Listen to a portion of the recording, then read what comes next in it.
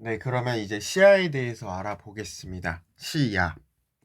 시야가 뭐냐면 눈으로 한 물점을 주시하고 있을 때 그 눈이 볼 수 있는 외계의 범위 또는 시선을 고정하고 동시에 시각이 미치는 범위입니다.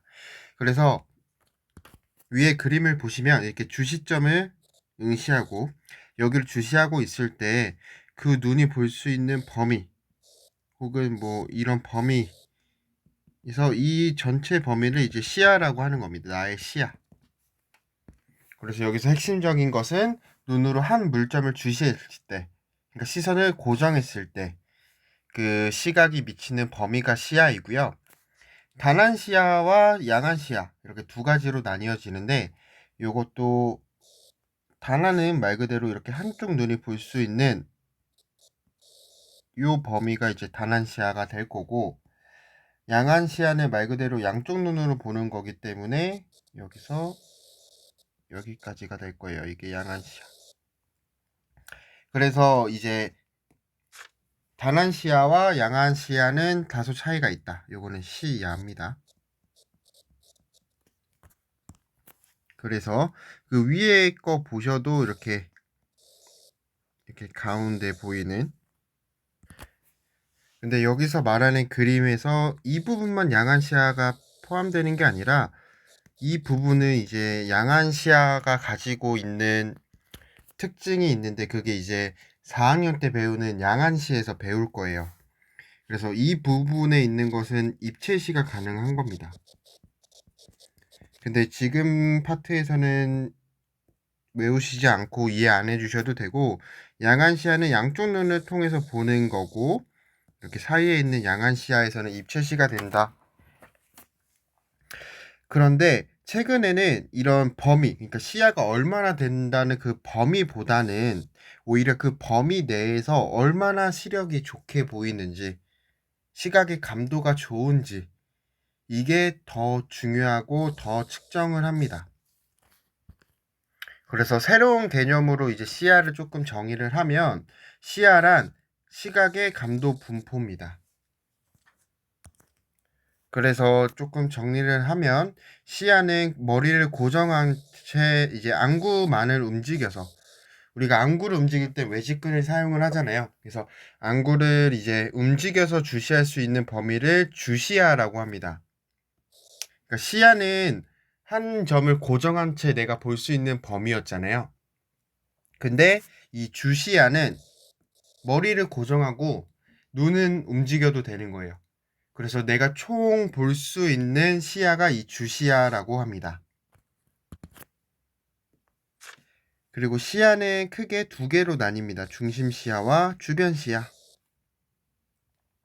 그래서 우리가 이 중심 시야와 주변 시야는 이제 시선을 중심으로 각도로 이제 표현을 하는데 우리가 예를 들어서 여기 있는 주시점을 본다고 가정을 해볼게요. 이거를 보는 거예요. 저걸 보고 있고 우리가 시야를 이제 측정을 할 건데 총 뭐 이런 식으로 벌어지겠죠? 여기까지 보일 거예요.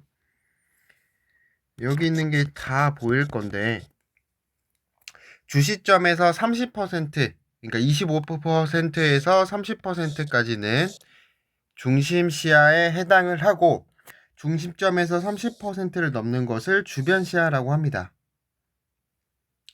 그럼 이 주변 시야 있죠. 30%를 넘는 이 주변 시야 부분은 어떤 걸 하냐?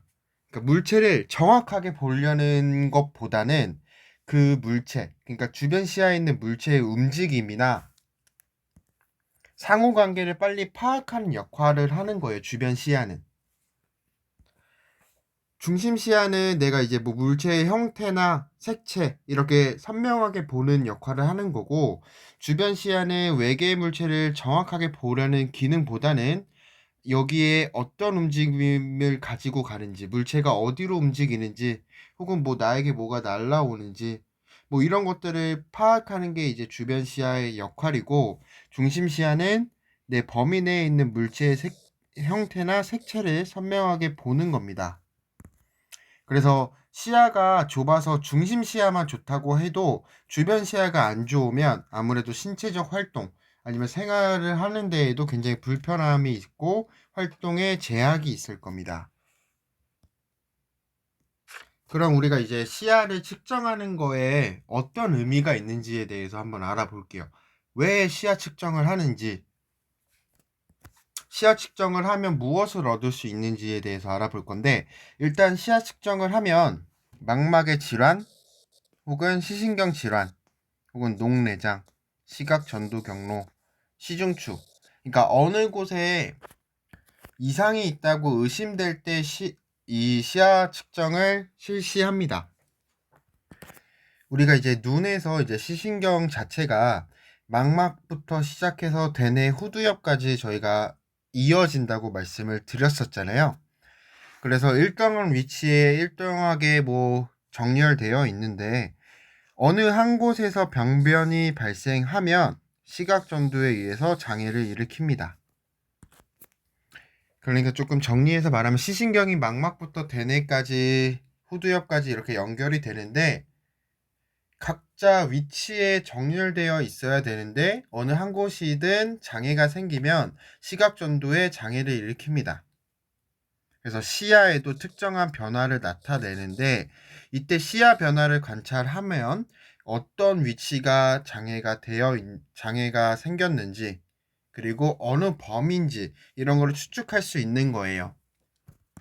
그래서 뭐 우리가 배웠었던 뭐 시신경 교차부에 장애가 있다라고 판단이 되어지는 그 시야가 있었잖아요. 그래서 뭐 예를 들어서 시야 검사를 했는데 어느 부분이 잘 안 보이게 이렇게 시야가 측정이 됐으면 이걸 보고 어느 부분에 이제 병변, 그러니까 장애가 생겼구나. 이런 범위들을 추측할 수 있다라는 거예요. 그래서 시야 측정을 한다. 이렇게 생각을 해주시면 됩니다. 그래서 기본적으로 시야는 내측, 그러니까 코측, 이쪽이 코 쪽이고 이쪽이 귀 쪽일 거예요. 귀 쪽이 코 쪽보다 더 넓습니다. 그리고 위아래로 보면 위보다 아래, 그러니까 하측이 더 넓습니다. 여기서 외측이 내측보다 시야가 넓고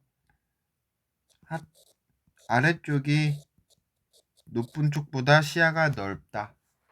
이거는 조금 외워주시고 이해를 해주시면 됩니다. 아니면 조금 헷갈리실 것 같으면 직접 그냥 시야를 측정을 한번 해보는 거예요. 그냥 전면에 있는 한 점을 응시하고 바깥쪽, 그러니까 귀 쪽이 넓게 보이는지 코 쪽이 넓게 보이는지를 생각을 한번 해보시고 그 다음에 이제 위아래로 봤을 때 위쪽이 더 넓게 보이는지 아래가 더 넓게 보이는지 이거를 파악해 주시면 이거는 쉽게 이해가 되실 거예요. 그리고 우리가 이제 시야 측정을 해서 어느 위치에 병변이 발생했는지를 알 수 있다고 했잖아요. 그리고 이거는 우리가 시료를 한번 그려보면 쉽게 알 수 있다고 했는데 옆에 그림처럼 이거를 그린 다음에 뭐 예를 들어서 시신경 교차부에 장애가 있다.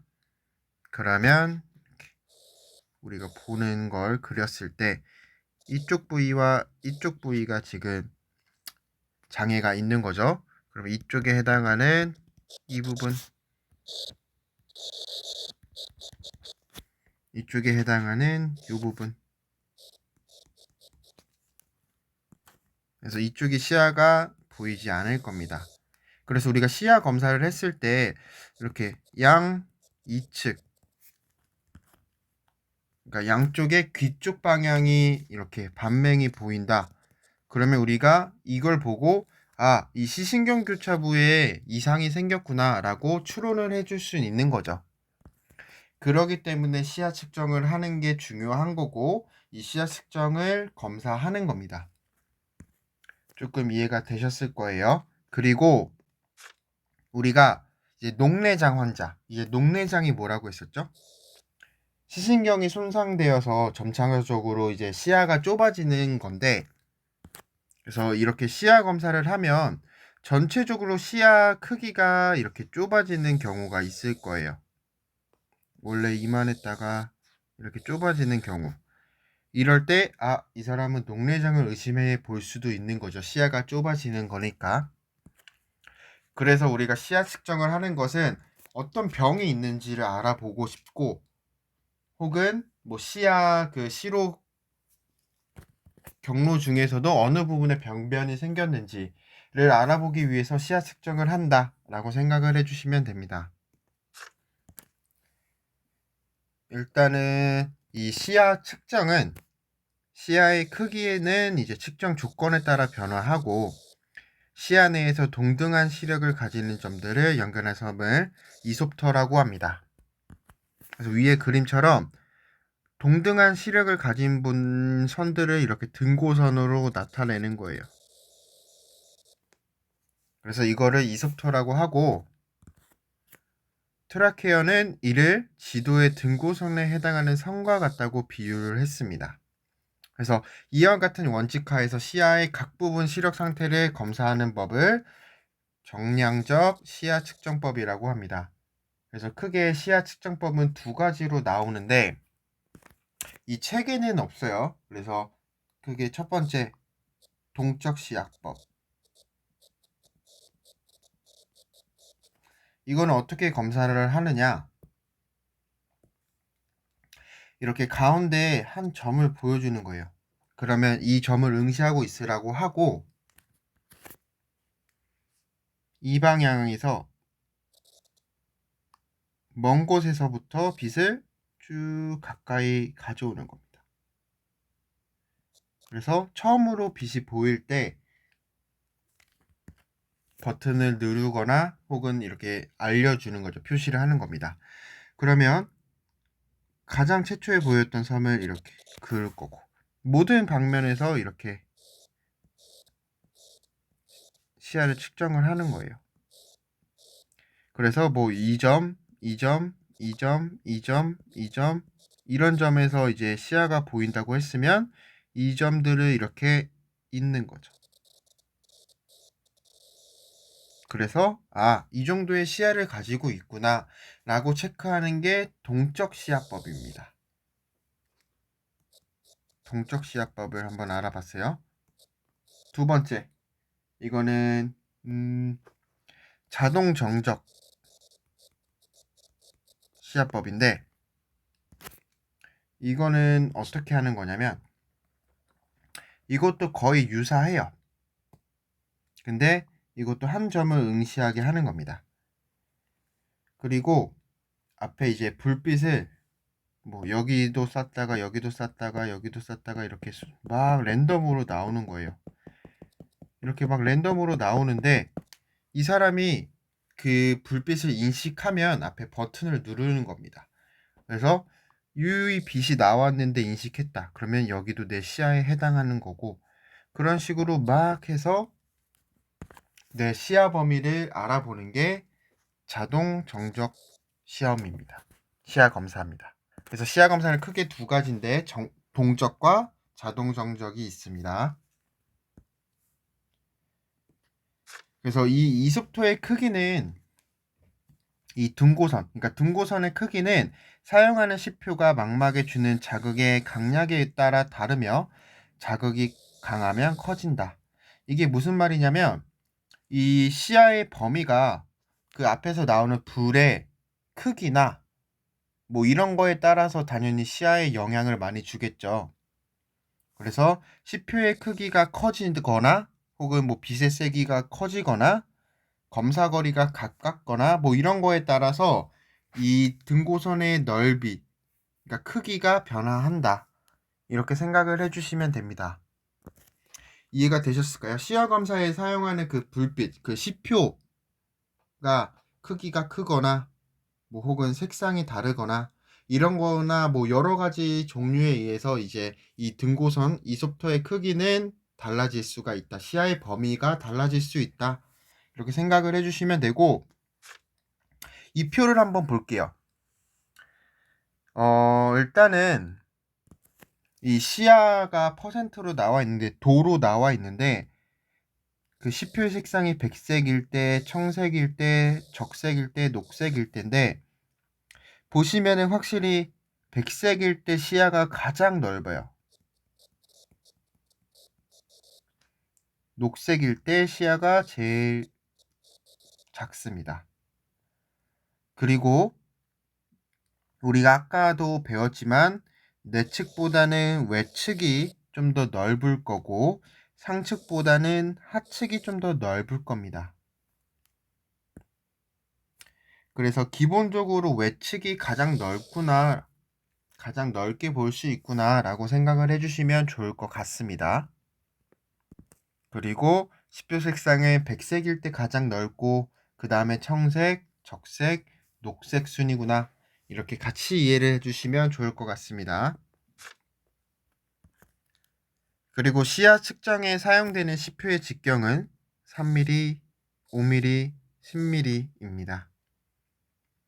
그리고 시표의 크기는 그 직경과 검사 거리로 나타내는데, 예를 들어서 우리가 1m의 거리에서 3mm의 시표를 사용한다 그러면 3/1000 이렇게 나타내는 겁니다. 그러나 이제 표준 우리가 주변 시야계를 사용하는 그 기계의 곡률 반경이 330mm이므로 5mm의 백색 시표를 사용했을 때는 그 시표를 백색 5/330으로 표기를 합니다. 이해가 되셨죠? 그래서 우리가 사실은 앞에 봤던 요 표도 이건 5mm 시표를 330mm에서 측정했을 때의 값입니다. 그래서 시표가 이렇게 두 가지로 나뉘었을 때 지금 거리만 다른 거죠. 그쵸? 거리가 더 먼 거일수록 시야가 좁다 라고 생각을 해주시면 됩니다. 거리가 가까워질수록 시야가 넓구나, 이렇게 생각을 해주시면 좋을 것 같습니다. 그러면 우리가 이 시야의 측정도 공식이 있는데, 시각이 크면 뭘까요? 시야가 넓다라는 거겠죠. 시각이라는 게 우리가 어떤 물체를 볼 때 눈에 이렇게 각도잖아요. 그럼 시각이 크다라는 건 그만큼 볼 수 있는 범위가 넓은 거니까 시야가 넓다라고 볼 수 있는데, 그래서 이 시각은 R, 검사거리에 반비례하겠죠. 이게 분모에 들어가 있으니까 이 숫자가 커지면 전체적인 값은 떨어질 거니까. 그쵸? 그럼 요번엔 시표의 직경, 시표의 크기가 커지면 이 전체 값도 커질 겁니다. 이해가 되셨죠? 그래서 검사거리가 멀어질수록 시야는 줄어들 거고, 시표의 직경이 커질수록 시각은 커질 거다, 이렇게 생각을 해주시면 좋을 것 같습니다. 그래서 일반적으로 우리가 시야 측정할 때 작은 시표를 사용을 하고 또 검사거리를 크게 해서 시표에 대한 시각을 작게 합니다. 그래서 우리가 이제 중심 시야나 이제 마리오트 맹점 등을 이제 검사할 때는 작은 시표를 사용하고 검사거리를 크게 해서 시표에 대한 시각을 작게 하는데, 왜 그러냐? 이 중심 시야 자체가 우리가 각도가 좁잖아요. 주변 시야보다는. 그러기 때문에 작은 시표를 사용하고 검사거리를 크게 하는 겁니다. 그리고 우리가 아까 앞에 표에서 봤던 것처럼 상하를 비교했을 때는 하가 좀 더 넓은 위치로 보일 거고, 내측과 외측을 비교했을 때는 외측이 조금 더 넓게 보일 겁니다. 시야가. 그리고 시표 색상에 따라서는 백색, 청색, 적색, 녹색 순서로 좁아집니다. 이런 것들도 문제에 간혹 나오는 것들이니까 조금 이해를 해주시면 좋아요. 시표 색상이 백색일 때 시야가 좀 더 넓게 측정이 될 거고, 녹색으로 나오는 시표를 사용했을 때는 시야가 좁게 측정이 될 거다, 이렇게 생각을 해주시면 좋을 것 같습니다. 근데 우리가 이런 시표 색상에 따른 시야가 단지 그 색상에 의해서만 바뀌진 않고요. 시세포에 장애가 있을 때는 청색 시야가 굉장히 안 좋게 이제 변화를 하고, 시신경 섬유에 이상이 있는 경우에는 적색 시야가 현저하게 변화를 합니다. 그래서 시세포에 이상이 있을 때는 청색 시야가 굉장히 현저하게 변화를 하고, 시신경 섬유는 적색 시야가 변화를 하는데, 이 시야의 이상에는 협착이 있고 반맹이 있고 암점이 있습니다. 협착은 말 그대로 이제 시신경이 위축되거나 망막 색소가 변정이 되거나 녹내장 말기, 그래서 시야가 굉장히 좁아진 거를 이제 협착이라고 하는 겁니다. 시야의 이상 중에서. 그래서 협착은 시야의 범위가 굉장히 좁아진 거다, 이렇게 생각을 해주시면 되고, 반맹은 말 그대로 수직선 또는 수평선 경계로 시야의 절반이 결손된 겁니다. 그래서 우리가 이제 반쪽이 안 보이는 게 반맹인데, 그래서 시야 결손이 같은 쪽인 경우 동면성 반맹이라고 하고, 다른 쪽에 있는 경우에는 이면성 반맹이라고 합니다. 그래서 이 동면성, 그러니까 같은 쪽에 있는 반맹은 시신경 교차부보다는 중추 쪽에 장애가 있을 때 관찰이 되고요. 이 이명성, 그러니까 반대쪽에 있는 경우에는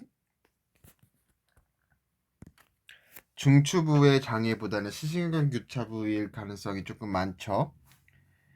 또한 양이측 반맹과 양비측 반맹이 있으며, 요거는 말 그대로 양이측, 양쪽에 귀 쪽 반맹, 양비측은 양쪽에 코 쪽 반맹이고요.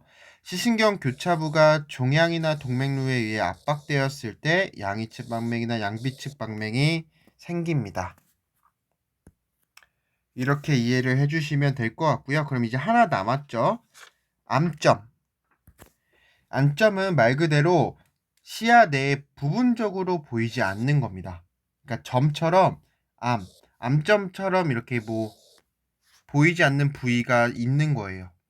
그래서 윤상암점은 암점이 시야 중심부를 둘러싸는 암점이고, 중심암점은 시야 중심부의 암점으로 황반부 장애를 일으키는 암점입니다. 그래서 그림을 보면 우리가 이렇게 시야 검사를 하면 정상적인 눈은 이 1번이겠죠. 여기는 뭘까요? 여기 마리오트 맹점이에요. 그 시신경 유두부로 이제 시신경이 나가니까 그쪽에는 안 보인다고 했죠. 그래서 여기는 이제 마리오트 맹점입니다. 근데 융상암점은 우리가 중심부를 둘러싸는 방향으로 이렇게 둘러싸는 암점이라고 했잖아요. 이쪽이 이제 중심부니까 중심부를 둘러싸는 이렇게 암점이 생기는 게 윤상암점입니다. 그리고 중심암점은 시야 중심부로 암점이 생긴 게 이제 중심암점이고요.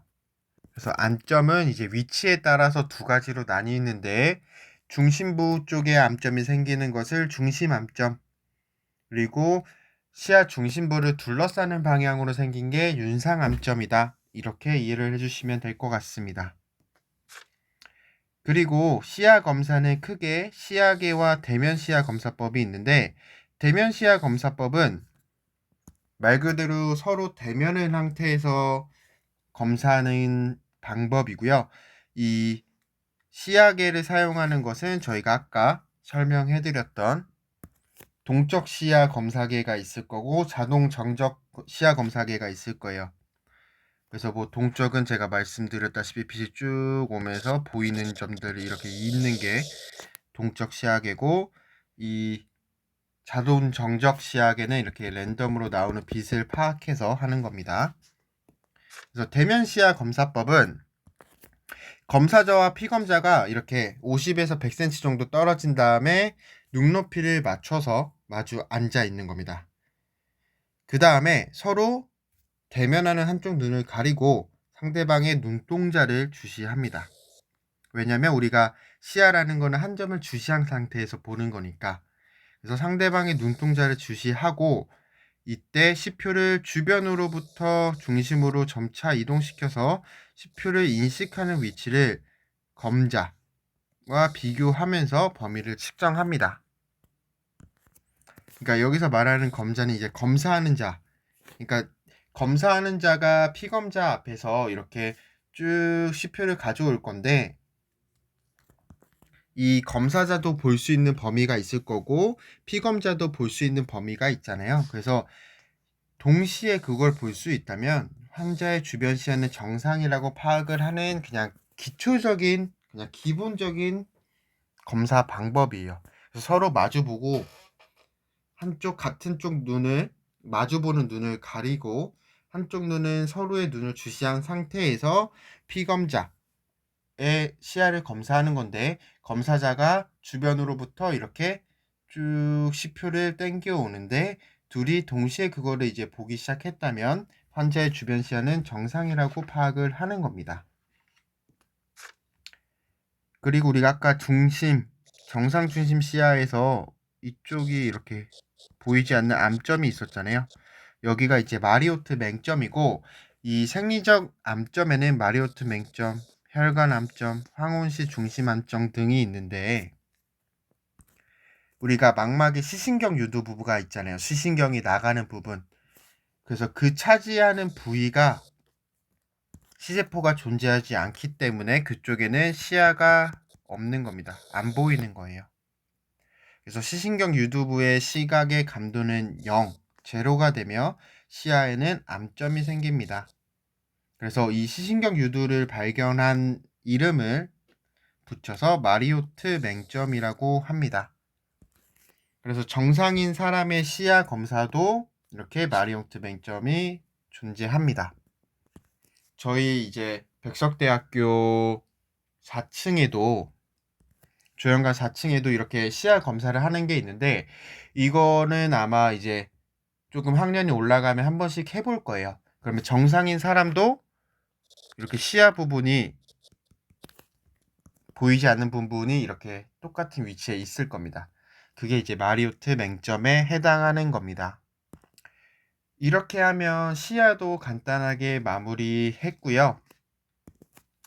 우리가 이번 주 시간에는 난시와 이렇게 시야에 대해서 배웠는데 혹시나 궁금하신 거나 혹은 수업 때 조금 이런 것 좀 해줬으면 좋겠다 이런 요청사항 있으시면 편하게 저에게 연락해 주세요. 이번 주도 수고하셨고 다음 주에 뵙겠습니다. 감사합니다.